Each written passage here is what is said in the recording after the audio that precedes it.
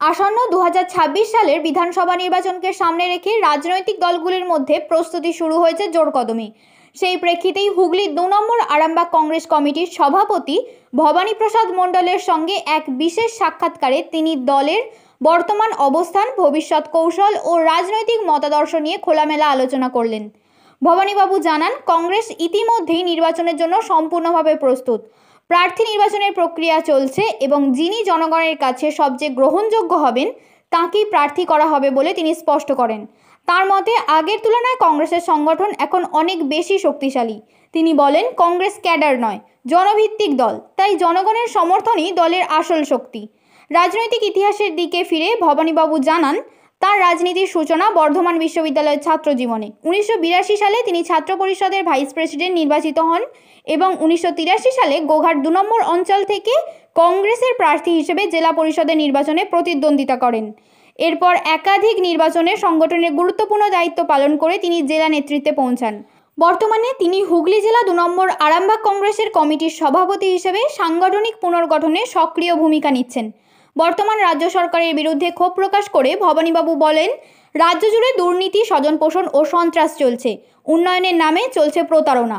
পাশাপাশি তিনি মন্তব্য করেন, গণতন্ত্রের সূচকে ভারতের অবস্থান ক্রমশ অবনতি হচ্ছে, মত প্রকাশের স্বাধীনতা সংকুচিত হচ্ছে। এসআইআর প্রসঙ্গে তিনি জানান, এসআইআর যেন সম্পূর্ণ স্বচ্ছভাবে গড়ে তোলা হয়, এটাই তাঁদের দাবি। আসন্ন 2026 বিধানসভা আরামবাগের বুকে কতটা প্রস্তুত আপনারা? আমরা সম্পূর্ণরূপে প্রস্তুত। আমাদের প্রার্থীও সিলেকশনের মুখে চলছে, আর সাংগঠনিক দিকে আমরা মোটামুটি প্রস্তুত আছি। গোঘাটের বুকে সংগঠন কতটা মজবুত করতে পেরেছেন? আগের থেকে অনেক বেশি মজবুত হয়েছে। আচ্ছা, গোঘাটে বিজেপি বলুন বা সিপিএম বলুন, তারা বিভিন্ন রকম প্রতিবাদ কর্মসূচি, বিভিন্ন রকম কর্মকাণ্ডে তাদেরকে দেখা যায়, কিন্তু কংগ্রেসকে সেভাবে দেখা যায় না কেন? আসলে কংগ্রেস তো জনভিত্তির উপরে গড়ে ওঠে। জনগণ চাইলে কংগ্রেস থাকে, জনগণ না চাইলে পাওয়ার থেকে সরে যায়। কংগ্রেস কোনো ক্যাডার বেস দল নয়। জনগণের ইচ্ছা অনিচ্ছার উপরে কংগ্রেসের থাকা বা না থাকা এটা নির্ভর করে। কর্মসূচি করতে পারছেন না, কর্মসূচি আমরা করছি। কর্মসূচি আমাদের প্রদেশ কংগ্রেস থেকে যে সমস্ত কর্মসূচি দেওয়া হয় সেগুলো আমরা করি। তাছাড়া আমাদের তো অনেক মনীষী আমাদের দলে জন্মগ্রহণ করেছেন, ফ্রিডম ফাইটার সবাই। ধরুন আমরা 15ই আগস্ট, তারপরে 5ই সেপ্টেম্বর ওই শিক্ষক দিবস, তারপরে আপনার 10ই অক্টোবর গান্ধী জন্মদিন, তারপরে 31শে অক্টোবর এই রিসেন্ট আমি করলাম। এরপরে আমাদের প্রোগ্রাম আছে, জওহরলাল নেহরুর জন্মদিন আছে। তারপরে এগুলো তো আপনারা বিভিন্ন মনীষীদের জন্মদিন এগুলো তো করেন, কিন্তু মানুষের যে সমস্ত বাস্তব সমস্যা, এই ধরুন বা কৃষিক্ষেত্রে বলুন, বা এই যে আরামবাগের বীজ ভেঙে পড়লো, এই সমস্ত মানে যে সমস্যাগুলো প্রতিনিয়ত চলছে, এই বিষয়ে কোনো রকম আমাদের ডেপুটেশন বা কর্মসূচি এগুলো আমরা দেখতে পাই। হ্যাঁ, আমরা এর কারণটা কি? আমরা ব্রিজের সমস্যা নিয়ে আমরা মাননীয় এসডিও সাহেবের কাছে আমরা ডেপুটেশন দিয়েছিলাম। আচ্ছা। এবং কৃষকের যে সমস্যাগুলো সেগুলো আমরা ডেপুটেশনে তুলে ধরেছিলাম। এর আগেও আমরা কয়েকটা প্রতিবাদ কর্মসূচি পালন করেছি। আচ্ছা, এই যে আসন্ন যে বিধানসভা আসছে, আপনারা কি বামফ্রন্টের সঙ্গে জোটে থাকবেন নাকি আলাদা প্রার্থী দেবেন, কি চিন্তা ভাবনা? এখন পর্যন্ত আমাদের যে নির্দেশ আছে প্রদেশ কংগ্রেস থেকে, যে 294টা সিটেই প্রার্থী চয়ন করার কথা আমাদেরকে বলেছেন। তার মানে আলাদাভাবে প্রার্থী দেওয়ার সম্ভাবনাই বেশি। আর সেরকম থেকেই আগাচ্ছে। পরবর্তীকালে কি হবে না হবে সর্বভারতীয় রাজনীতির প্রেক্ষাপটে, সেটা আমি একজন জেলা কংগ্রেসের সভাপতি হিসাবে আমি এটা ভবিষ্যবাণী করতে পারছি না। আজকে পর্যন্ত আমি জানি যে আমাদের 294টা সিটেই প্রার্থী দেওয়ার কথা আমাদের প্রদেশ কংগ্রেস থেকে বলা হয়েছে। আপনি তো বললেন প্রার্থী বাছাই চলছে, যিনি গোঘাটের প্রার্থী হবেন তিনি কি এলাকারই হবেন না এলাকার বাইরে হবেন? শুনুন, যার গ্রহণযোগ্যতা থাকবে সেই প্রার্থী হবেন। না, তিনি কি এলাকারই হবেন, গোঘাট এলাকারই, না বাইরের হতে পারে? এলাকারই হতে হবে এমন তো কোনো বাধ্যবাধকতা নেই। তবে আমাদের জোর থাকবে এলাকাবাসীর, যেহেতু উন্নয়নের জন্য তারা কাজ করবেন, সেহেতু এলাকাবাসীর ভোটার হওয়ার উপরে আমরা জোর দেবো। যে আপনি যেহেতু বলছেন যে যেহেতু এখন এটা বলা যাবে না রাজনীতির ব্যাপার, তো পরিস্থিতি হয়তো এমন হয়ে যাবে না তো যে তৃণমূলের সঙ্গে জোট করতে হচ্ছে? সেটা সর্বভারতীয় রাজনীতির প্রেক্ষাপটে কি হবে না হবে সেটা আমার পক্ষে বলা সম্ভব নয়, কিন্তু এখন পর্যন্ত সেরকম কোনো কিছু আমাদের কাছে নির্দেশ নেই। আমাদেরকে যেটা বলা হয়েছে আমরা সেই মতোই আমরা কাজ শুরু করেছি। 26-এ যে বিধানসভা হবে সেই বিধানসভায় শুধুমাত্র লড়াইটা কি তৃণমূল বিজেপি হবে নাকি না বামফ্রন্ট কংগ্রেসের সঙ্গে লড়াইটা থাকবে? লড়াই তো অবশ্যই হবে, বামপন্থ কংগ্রেস সবাই থাকবে। তাহলে এই যে চতুর্মুখী যে লড়াই বলছেন, এই লড়াই হলে তো ভোট কাটাকাটি হবে প্রচুর। তা ভোট কাটাকাটি হবে বলে কি আমরা কি আমাদের দলের অস্তিত্বটাকে বিলীন করে দেবো? আমাদের দলের অস্তিত্ব রাখার জন্য আমাদের লড়তেই হবে। কংগ্রেস একটা সর্বভারতীয় দল, এ তো আঞ্চলিক দল নয়। অতএব সর্বভারতীয় দলের প্রেক্ষাপটে আমি বলছি যে আমাদেরকে লড়তেই হবে। তাহলে এই যে ভোট কাটাকাটি বলছেন, এটা আপনারাও বুঝতে পারছেন, তাহলে এই ভোট কাটাকাটি হয়ে অবস্থার কি কোনো পরিবর্তন হবে বলে মনে করছেন? আমরা তো আশাবাদী। আমরা যেহেতু একটা রাজনৈতিক দল করি, সর্বভারতীয় রাজনৈতিক দল, আমরা আশা করছি যে আগামী দিনে কংগ্রেস একটা ভালো জায়গায় আসতে সক্ষম হবে। যে পশ্চিমবঙ্গের বুকে কংগ্রেসের অবস্থা কি সংকটজনক? কেন সংকটজনক কেন বলছে? কেন কংগ্রেস বারে বারে সংকটের সম্মুখীন হয়েছে। কি সেটা আপনি ফ্রিডম মুভমেন্ট থেকে যদি দেখেন, সেখান থেকে দেখবেন যখন চরমপন্থী নরমপন্থী বিভাজন হয়ে গেল তখন কংগ্রেস দুর্বল হয়ে গেল। কংগ্রেস থেকে অসংখ্য দল বেরিয়ে গেছে, মাঝে মাঝে দুর্বল হয়েছে, কিন্তু কংগ্রেস এই সমস্ত দুর্বলতা কাটিয়ে উঠে পরবর্তীকালে কিন্তু তারা আবার ক্ষমতায় আসতে পেরেছে। যে বর্তমান পশ্চিমবঙ্গের যে পরিস্থিতি, এই নিয়ে আপনি কি বলবেন? বর্তমান পরিস্থিতি তো আপনারা জনগণ সবাই দেখতে পাচ্ছেন কী অবস্থা চলছে। দুর্নীতি, স্বজন পোষণ এবং খুন সন্ত্রাস লুটতরাজ এগুলো চলছে। এর বেশি আর কি বলবো। উন্নয়ন প্রায় নেই বললেই চলে।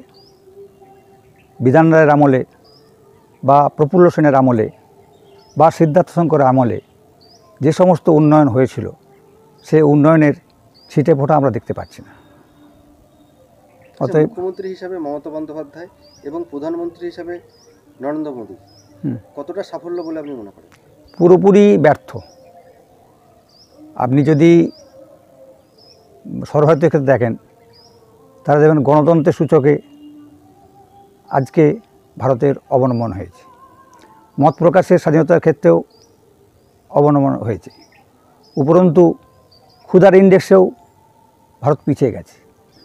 ভারতবর্ষে যে সমস্ত সরকারি প্রতিষ্ঠানগুলো ছিল, যেমন ধরুন ব্যাংক, এলআইসি, সেল, ভেল, হ্যাল, এই সমস্ত জিনিসগুলোকে বিক্রি করে দিয়ে মুষ্টিমেয় পুঁজিপতিদের হাতে তুলে দেওয়ার একটা চক্রান্ত করা হচ্ছে, যার জন্যে আজকে ধনী দরিদ্রের মধ্যে একটা বিরাট বৈষম্য তৈরি হয়ে গেছে। আজকে প্রায় 45 বছরের রেকর্ড বেকারত্ব চলছে। সেই সঙ্গে সঞ্চয়ের দিক দিয়েও খুব সম্ভবত ব্রিটিশ আমলকেও স্পর্শ করে যাচ্ছে। মাথাপিছু আয় কমে যাচ্ছে, সব দিক দিয়ে পিছিয়ে পড়ছে। তারপরে তো ধরুন এখন যা চলছে আপনারা দেখছেন যে আজকে চীন আমাদের চোখ রাঙাচ্ছে, পাকিস্তান আমাদেরকে চোখ রাঙাচ্ছে। এমন একজন প্রধানমন্ত্রী আমরা দেখছি যিনি নিজেকে 56 ইঞ্চি ছাতি বলে নিজেকে জাহির করেন। তিনি তা আমাদেরই ভারতবর্ষের একটা অঙ্গরাজ্য মণিপুর আজ জ্বলছে, সেখানে উনি একবারও পদার্পণ করতে সাহস পাচ্ছেন না। সর্বোপরি আপনি এরকম কোনো প্রধানমন্ত্রী দেখেছেন কিনা আমার জানা নেই যে সেই প্রধানমন্ত্রী কোনো সাংবাদিক সম্মেলন করতে ভয় পান, প্রায় সাংবাদিক সম্মেলন করেন না বলাই চলে। তারপর তো তার যে সমস্ত কার্যকলাপ সেগুলো আমরা দেখছি যে মুখে এক কথা বলছেন, কাজে দেখছি অন্যরকম হচ্ছে। তো এই প্রসঙ্গে আমার একটা কবিতার কথা মনে পড়ে যায়, আপনারে বড় বলে বড় সেই নয়, লোকে যারে বড় বলে বড় সেই হয়। নির্বাচন কমিশন এসআইআর চালু করে দিয়েছে। হ্যাঁ, তো এসআইআর নিয়ে বিভিন্ন বিভ্রান্তি ছড়াচ্ছে, মানুষ ভয় পাচ্ছে। তো এসআইআর নিয়ে আপনি কি বলবেন? এসআর নিয়ে আমি বলতে চাই যে স্বচ্ছভাবে ভোটার তালিকা তৈরি হোক, এতে যেন কোনো অস্বচ্ছতা স্থান না পায়।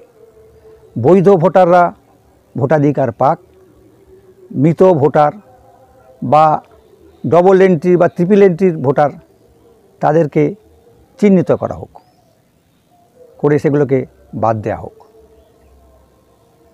এটাই আমার বক্তব্য।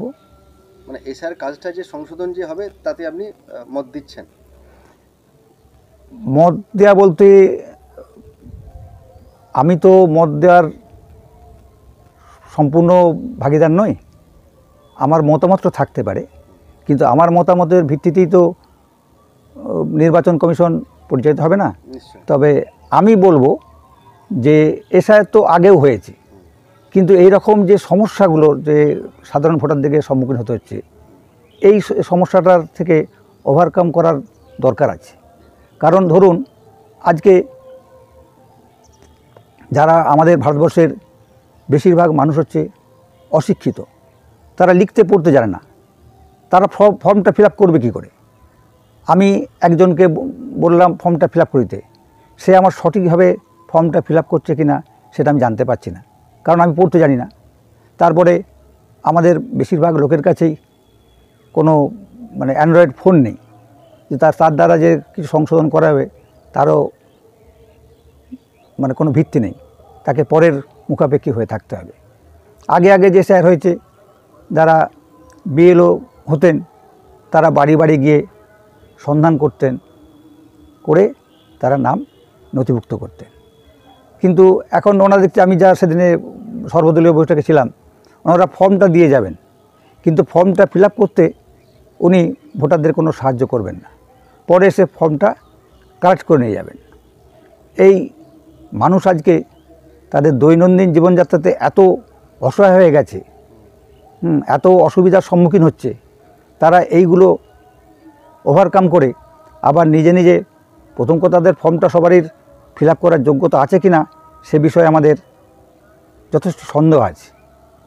সেটাকে ওভারকাম করে তারা উঠতে পারবে কি না সে বিষয়ে নির্বাচন কমিশন একটু ভাবা দরকার ছিল বলে আমি মনে করি। সর্বশেষ আপনাকে প্রশ্ন করতে চাই, সেটা হচ্ছে আপনাদের কর্মীদের উদ্দেশ্যে বা জনগণের উদ্দেশ্যে আপনি কি বলতে চান? কোন বিষয়ে? এই বর্তমান যে পরিস্থিতি, আসন্ন বিধানসভা, এসআইআর চালু হচ্ছে। কর্মীদের উদ্দেশ্যে আমি বলি যে এই যে অগণতান্ত্রিক যে কার্যকলাপগুলো চলছে তার বিরুদ্ধে প্রতিবাদে সোচ্চার হতে হবে এবং অহিংস সত্যাগ্রহের মাধ্যমে গান্ধীজি যেমন প্রায় 200 বছরের ব্রিটিশ শাসনকে অবসান করতে সক্ষম হয়েছিলেন, সেরকম কংগ্রেসেরাও অহিংসভাবে সত্যের প্রতি অবিচল আস্থা থেকে তারা আন্দোলন পরিচালিত করুক, যাতে এই দুর্নীতিগ্রস্ত এই অপশাসনকে আমরা অবসান করতে পারি। আর কর্মীদের উদ্দেশ্যে আমি বলতে চাই যে আমাদের কবিতার একটা লাইন বলছি যে আপনাদের সবাইকে মনে রাখতে হবে, একটা মন্ত্র পাথেয় করতে হবে, সেটা হচ্ছে and Miles to go before I sleep, and Miles to go before I sleep. এটাই কর্মীদের উদ্দেশ্যে আমি বলতে চাই। আর জনগণের উদ্দেশ্যে বলতে চাই, আপনারা জোট বাঁধুন, আপনারা সংঘবদ্ধ হন, অহিংসভাবে বুকে সাহস নিয়ে, মনে তেজ নিয়ে আপনারা এগিয়ে চলুন। আপনাদের সহায়তা পেলে আমরা এই দুর্নীতিগ্রস্ত শাসন ব্যবস্থার অবসান করতে সক্ষম হব বলে আমি মনে করছি। নিউনুর সোফা সেন্টার, এখানে সমস্ত রকম সোফা পাইকারি ও রিটেলে বিক্রয় করা হয়। সমস্ত সোফা নিজস্ব কারখানায় তৈরি করা হয়। প্রোপাইটার হানিফ হোসেন খাঁ ও রুহুল হোসেন খাঁ, বড়ডোঙ্গল হাটতলা সিনেমা হলের সন্নিকটে, হুগলি। যোগাযোগ 7797170093 এবং 9382003105।